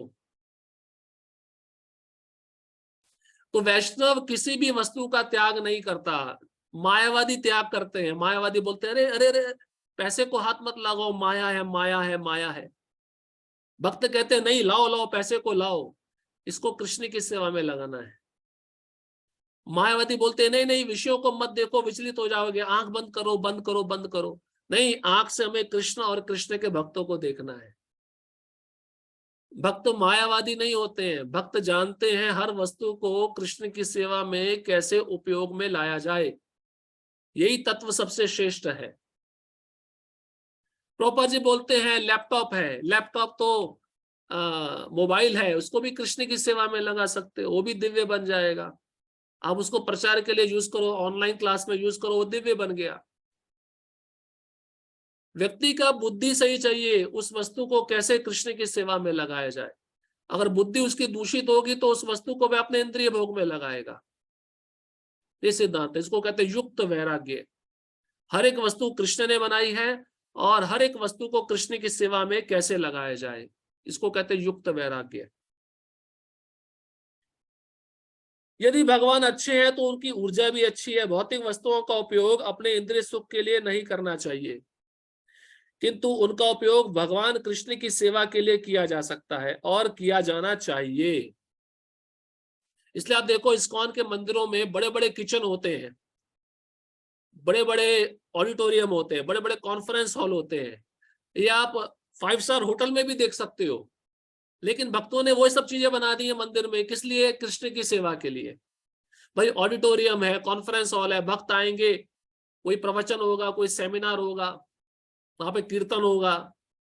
भगवान का इतना सुंदर किचन है, उसमें हर प्रकार का बर्तन है, वो कृष्ण की सेवा में इस्तेमाल हो रहा है। तो इस कला को भक्त ही जानते हैं, मायावादी नहीं जानता, ब्रह्मवादी नहीं जानता, केवल भक्त ही जानता है। प्रभुपाद जी कहते थे डिक्टाफोन, जो मैं रात में डिक्टाफोन लेके टाइप राइटिंग करता हूं, वो कृष्ण की सेवा में यूज हो रहा है। माइक जो हम बोलते हैं जिस माइक में, वो कृष्ण की सेवा में यूज हो रहा है। ये सब वस्तुएं कृष्ण की सेवा में इस्तेमाल होकर दिव्य बन जाती है। इसलिए शील भक्ति सिद्धांत आधुनिकतम छापे खानों का इस्तेमाल करना चाहते थे। वे सांसारिक लोगों को कृष्ण कथा सुनने के लिए शान शौकत से बने मंदिरों में आमंत्रित करना चाहते थे और प्रचार कार्य पर जाने वाले भक्तों को सुंदर से सुंदर वाहनों में जाने से हिचकना नहीं चाहिए। उन्हें सिले कपड़े पहनना चाहिए और भौतिक सुख सुविधाओं के बीच रहना चाहिए। देखिए प्रचार करने का तरीका क्या था भक्ति सिद्धांत महाराज का। सन्यासी कभी सिले हुए कपड़े नहीं पहन सकता है, लेकिन वो स्वयं सूट बूट सिले हुए कपड़े पहन के बाहर जाते थे प्रचार करने के लिए। भाई अच्छी वेशभूषा होगी तो लोग बुलाएंगे ना, आमंत्रित करेंगे। अब साधु की दाढ़ी लंबी लंबी है, बाल लंबे लंबे है, भूत जैसा दिख रहा है, तो लोग कहाँ बुलाएंगे उसको? लोग बोलेंगे भाग जाओ, भागो इधर से भागो। इसलिए हेड शेवन करना और अच्छा कपड़ा पहनना प्रचार के लिए आवश्यक है। लेकिन अब प्रचार नहीं करना, अपने इंद्रिय भोग के लिए पहनना, वो ठीक नहीं है। और सुंदर से सुंदर वाहन में जाना, चलो प्रचार के लिए जाना है, गाड़ी मिल रही है तो गाड़ी से जाना चाहिए। हमारे सन्यासी लोग तो विमान से जाते हैं। आपको पता है अभी एक सर्वे निकाला गया, इस्कॉन के सन्यासी सबसे ज्यादा ट्रैवल करते हैं, सबसे ज्यादा। इतने तो बिजनेसमैन भी ट्रैवल नहीं करते जितने इस्कॉन के सन्यासी ट्रैवल करते हैं। प्रचार करने में विमान का उपयोग करते हैं। प्रभुपाद जी कहते हैं कर्मी लोगों ने मेहनत करके बिल बनाया। चूहा चूहा होता है ना, मेहनत मेहनत करके बिल बनाता है, लेकिन सांप क्या करता है? उस चूहे को खा के उसी बिल में रहता है। तो भक्त सांप की तरह होते हैं, उन कर्मियों के द्वारा बनाए गए मेहनत से उपकरण को इस्तेमाल कृष्ण की सेवा में करते हैं, आनंद लेते हैं। भक्त की ये स्थिति होती है। भक्त विमान में बैठ के प्रचार करने के लिए जाता है, गाड़ी में बैठ के जाता है। प्रभुपाद जी कहते हैं मेरे लिए मर्सिडीज भी कम है, मेरे लिए ऐसी गाड़ी लाओ जो सबसे बहुत महंगी गाड़ी हो दुनिया की। अरे भगवान के लिए और शुद्ध भक्त के लिए वह वस्तुएं कुछ भी नहीं है। इसलिए सब सुख सुविधाओं को कृष्ण की सेवा में लगाएंगे तो हम भौतिक सुख सुविधा से आकर्षित नहीं होंगे। जहां ये सुख सुविधा हमने अपने लिए सोची तो माया हमको पकड़ लेगी, फिर हम बच नहीं पाएंगे। इसलिए सब सुख सुविधा कृष्ण के लिए है, ऐसा हमें सोचना चाहिए। इसलिए आप देखिए हमारे ऑल्टर में भगवान के लिए एसी रहता है। भगवान को भी एसी की जरूरत है, भगवान का वैसे शरीर दिव्य है, उनको एसी की आवश्यकता नहीं होती, लेकिन भक्तों का भाव है अभी गर्मी आ गई एसी चलाना है। कई ग्रस्त भक्त तो स्पेशल एसी रखा है भगवान के लिए, वो भगवान की सेवा में इस्तेमाल करते हैं। तो हर एक वस्तु कृष्ण की सेवा में उपयोग में लाई जा सकती है। तो भगवान भी देखते हैं ये भक्त मेरा इतना देखभाल कर रहा है, इतना मेरा कालजी रख रहा है, इतना मेरा ध्यान रख रहा है, तो मैं इसका ध्यान क्यों ना रखूं। हाँ, ये आदान प्रदान होता है प्रेम का, एक भक्त का और भगवान के बीच में।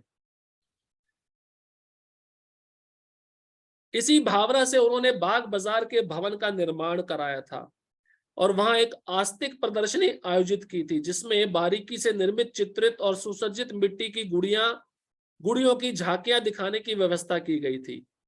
आप समझ गए डायरोमा? अगर आप आरवड़े गए हो तो म्यूजियम है, म्यूजियम में वो डायरोमा है ना, मिट्टी की गुड़ियां हैं। तो आजकल लोग उनको देखकर भी आकर्षित होते हैं, मतलब प्रचार कार्य बहुत प्रभावशाली होता है। जैसे एक चित्र है, आपने देखा होगा, आत्म साक्षात्कार का विज्ञान। एक बच्चा है, थोड़ा बड़ा हो रहा है, फिर थोड़ा और बड़ा हो रहा है, युवक हो रहा है, बूढ़ा हो रहा है, फिर मर रहा है। वो चित्र दिखाया ना, ऐसे करते करते, तो जब लोग दिखते हैं ना, बहुत डर जाते हैं। रियलिटी दिखती है ना सामने कि भैया हम इन स्टेजेस से होके गुजर रहे हैं, हमको भी मरना है। तो चित्रों के द्वारा व्यक्ति को प्रभावशाली बनाना प्रचार में, क्योंकि एक चित्र 1000 शब्द के बराबर होता है। आपने एक चित्र दिखाया तो आपका काम हो गया, वो व्यक्ति चित्र का ही चिंतन करता रहेगा। इसलिए प्रभुपाद जी ने अपने भगवत गीता में, आप देखिए, शुरुआत में नरकों के कुछ चित्र डाले हैं, नरक के। तो वो चित्र जब भक्त दिखाते हैं ना प्रचार करते समय, तो लोग डर जाते हैं, भाई ये यातना मिलती है पाप करने पर, ऐसा दुख मिलता है। तो फिर भक्त समझाते हैं, हाँ अगर इस दुख से बचना है तो हमें क्या करना चाहिए, हमें महामंत्र का जप करना चाहिए, पढ़ना चाहिए। तो इसलिए डायरोमा एग्जीबिशन शुरू किया भक्ति सिद्धांत महाराज ने। ये उन्हीं का आइडिया था कि हर एक इस्कॉन मंदिर में म्यूजियम होना चाहिए, म्यूजियम में डायरोमा के अनुसार वहां पे भक्त समझाने के लिए होना चाहिए, जिससे लोग उन डायरोमा को, मिट्टी की गुड़ियों को देखकर समझ जाए कि मनुष्य जीवन का उद्देश्य क्या है। ये गुड़िया बंगाल की परंपरागत कला का एक रूप है, किंतु वैष्णव दर्शन और श्री कृष्ण की लीलाओं को व्यापक ढंग से प्रदर्शित करने वाली लगभग 100 गुड़ियों का एक साथ इस प्रकार रंगमंच पर एकत्रित किया जाना पहले कभी नहीं देखा गया था। आस्तिक प्रदर्शनी से चारों ओर धूम मच गई और हजारों लोग उसे प्रतिदिन देखने आने लगे। आपने देखा भी होगा, नया नया म्यूजियम खुलता है तो हजारों लोग देखने आते हैं, प्रचार होता है, अरे उस मंदिर में म्यूजियम बहुत अच्छा है, तो वहां पे जाके देखना चाहिए। तो दूसरे लोग को पता चलता है, वो भी दौड़ के आते हैं। तो कुछ ना कुछ तो प्रभाव उसके मन पे पड़ता है। हाँ, वो प्रदर्शनी देखता है, चित्र देखता है, मनुष्य जीवन किस उद्देश्य से मिला है, इसका भगवान के साथ क्या संबंध होना चाहिए। इस प्रकार से ये भी एक प्रचार का माध्यम है।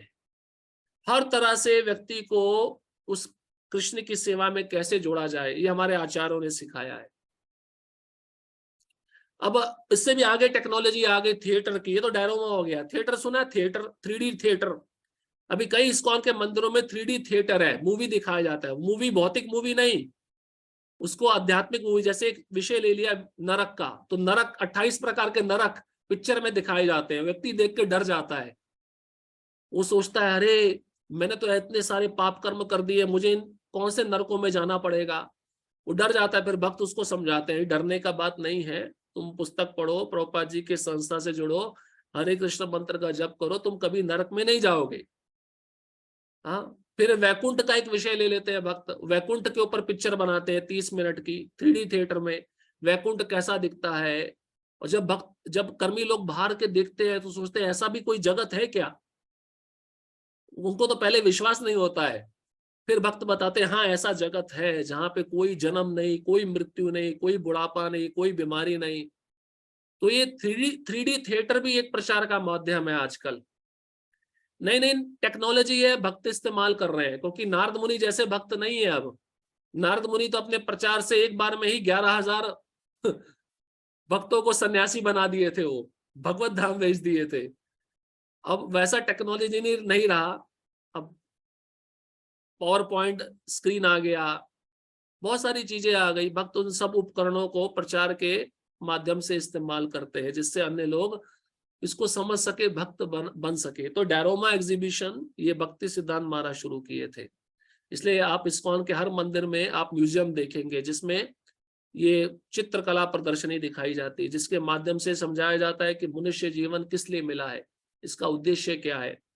तो इस प्रकार से भक्ति सिद्धांत महाराज का प्रचार बहुत प्रभावशाली था। अब आज के सत्र में हम यहीं पे समाप्त करते हैं। अगला जो हम सुनेंगे कि अभय की भेंट होगी कोसी में भक्ति सिद्धांत महाराज के साथ में, और उसी समय भक्ति सिद्धांत महाराज एक महत्वपूर्ण उपदेश अभय को देंगे उनके गृहस्थ जीवन में, और वो उसका पालन प्रभुपाद जी अभय कैसे करते हैं उसको हम कल श्रवण करेंगे। हरे कृष्णा कृष्णा कृष्णा हरे हरे, हरे राम राम राम हरे हरे।